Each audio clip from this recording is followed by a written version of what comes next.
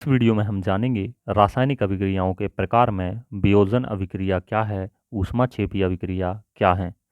तो चलिए हम स्टार्ट करते हैं। सबसे पहले हम यहाँ पर देखें वियोजन अभिक्रिया। यहाँ पर हम कुछ उदाहरण की सहायता लेंगे। इन एग्जाम्पल को जो प्रयोग हैं इनको हम बाद में बताएंगे क्योंकि वीडियो लंबा हो जाएगा। हमें जो बताना है यहाँ पर वियोजन अभिक्रिया क्या है, ऊष्माक्षेपी अभिक्रिया है क्या है, वो बताने का प्रयास करेंगे। वियोजन अभिक्रिया में एकल अभिकर्मक टूटकर छोटे छोटे उत्पाद बनाता है, प्रदान करता है।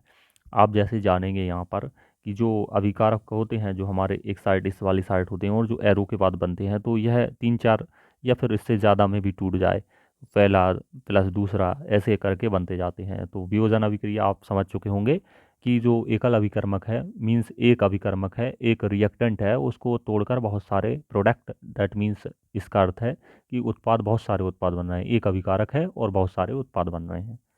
तो यहाँ पर आप देख सकते हैं जो मैं आपको प्रयोग बताने का प्रयास कर रहा हूँ।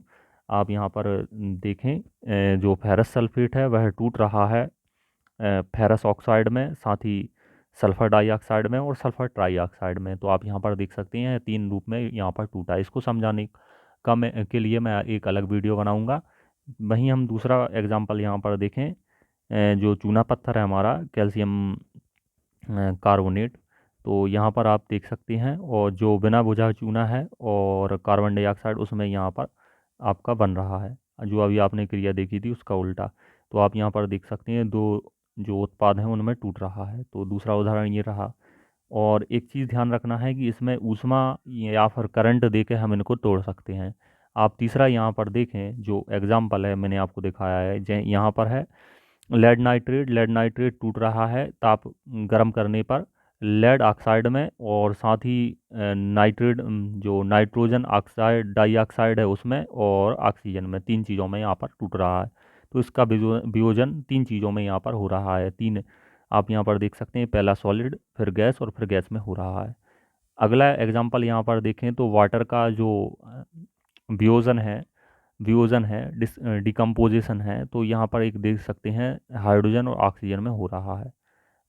तो अगला एग्जांपल यहाँ पर देखें, AgCl मीन्स जो सिल्वर क्लोराइड है उसका अपघटन Ag और Cl2 में हो रहा है। सिल्वर और क्लोरीन, जो क्लोरीन होती है उसमें हो रहा है। तो आप यहाँ पर देख चुके होंगे। अब हम समझेंगे तो आप समझ गए होंगे कि एक अभिकारक है, उसका जो वियोजन है बहुत सारे उत्पादों में हो रहा है। अब हम समझेंगे ऊष्मा शोषी अभिक्रिया क्या है। तो आप यहाँ पर देख सकते हैं जो हमने सभी अभिक्रियाएं अभी तक जो देखी, मैंने वो एग्जाम्पल आपको बताए, उन सभी में एक बात कॉमन थी कि हमको ऊष्मा या करंट कुछ यहाँ पर देना पड़ रहा था, जिसकी वजह से जो अभिकर्मक है वो टूट रहा था, जो रिएक्टेंट है वह ब्रेक डाउन हो रहा था प्रोडक्ट में। तो आप यहाँ पर देख सकते हैं वियोजन अभिक्रिया में अभिकारकों को तोड़ने के लिए ऊष्मा प्रकाश, सबसे पहले समझें ऊष्मा। तो यहाँ पर आप देख सकते हैं जो 3 एग्जाम्पल थे हमने ऊष्मा के लिए थे। सबसे पहले बात की थी हमने फेरस सल्फेट की जो टूट रहा था ऊष्मा देने पर, फिर हमने कैल्शियम कार्बोनेट चूना पत्थर की बात की, फिर हमने लेड नाइट्रेट की यहाँ पर बात की। अगला विद्युत विद्युत ये आप यहाँ पर देख सकते हैं करंट लिखा है हमने H2O, इसको करंट देने पर H2 और O में टूट रहा था। वहीं हम लास्ट वाला बात करें, जो आपका प्रकाश लिखा है, हम यहाँ पर सूर्य का प्रकाश दे रहे हैं, AgCl2 में सूर्य का प्रकाश दे रहे हैं, तो Ag और Cl2 में यहाँ पर टूट रहा है 2 AgCl को।